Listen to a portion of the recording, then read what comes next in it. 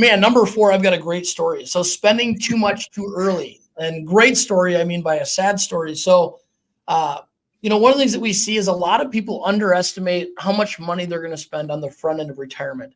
I would say the first year, 2 years, even, you look in those first 3 to 5 years, you have 6 Saturdays and a Sunday. When you think about it, we spend the most amount of money in our working years on Saturdays because we're not working. Now, all of a sudden, you have 6 of those. And an example I would give is we have a client that I used to serve at my old firm. So I shouldn't say we have one. I had one. And he never made more than $60,000 in a year. He had accumulated a nest egg of $1.7 million because about half of his retirement was in his company's stock. And he had a little bit of luck. The company crushed it. And it left him with, again, nearly $2 million of retirement nest egg, never having earned more than $60,000 in a year. Now, one of the things I'll tell you is that when you make $60,000 a year, $1.7 million feels like, and it sounds like you won the lottery. And what he ended up doing is within the first 12 months of retirement, he upgraded his truck. He bought a new fishing boat. He bought a new ice house. He helped a family member with some medical bills. And I sat down with him and I said, hey, I'm really concerned. I said, in your first 12 months of retirement, you've spent $300,000 between these 4 different items. And Yelisey, he looked at me and he goes, there is no way I've spent that. I want to see every single distribution that I've taken. And he was mad. I printed it off and I walked through every time that he requested money. And typically there's 2 ways that you pull off your retirement assets. There are those that they take a paycheck, which typically, in addition to your Social Security, maybe a pension, your advisor sends you $1,000 or $2,000 or $5,000 or name that number, $10,000 a month. And so he was getting like $4,000 a month. But then on top of that, he would call in whenever he needed money for the fish house, the boat, the truck. And those were bigger chunks of money, medical bills for that family member. And his first year, he'd spent over $300,000. And we went line by line, and between the monthly payments and those random distributions, he goes, oh my gosh. He goes, I've spent $300,000. And it took him 40 some years to build the 1.7. So I said, hey, we got to slow down or you could run out of money.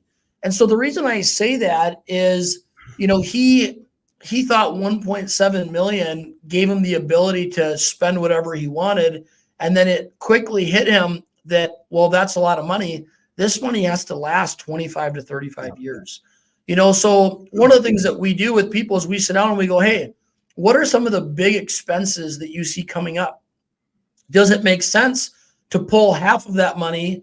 Like if you're thinking about making a big distribution in 2024 and you're wanting to buy something soon, like a new vehicle, maybe you take half the money out this year and half the money out January 1st so we can split up that tax bill. So we think about it tax strategically, but then also how much money overall do you want to spend in your first couple years of retirement? I think one of the things I love about what we do, Yelisey, is we're not here to stifle people's spending or stop them from doing those bucket items, but we want to make sure that you're not running through the assets at a speed that scares you, especially if now we have a bear market and that $500,000 is 300,000 or that $1 million is now 600,000 or that 3 million is now 2.1 because of a market downturn, because we've doubled our debt since 2020. We have a new president coming in. Whoever wins, half the country is going to think that it's the end of America, So anyways, I won't keep going and going, but one of the things that we often see is, in a great way, people will celebrate retirement, but they say yes to everything instead of yes to the things that are most important. Yeah, it's a huge ditch that we see from time to time. Sometimes it's the opposite, right? Sometimes people struggle to spend any money, and I think that you need to find that middle ground. Probably, sometimes people come in and their experience with their previous advisor is, he's always pumping the brakes, telling me I can't spend my own money.